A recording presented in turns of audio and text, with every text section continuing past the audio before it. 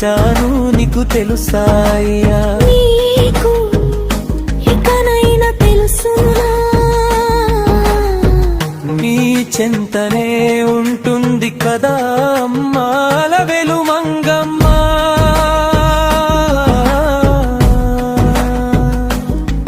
నా తల్లిని అడిగితే చెబుతుంది నీ కొడుకు ఆరాధన ఏంటో అమ్మా. మన్నువైనా చెప్పమ్మ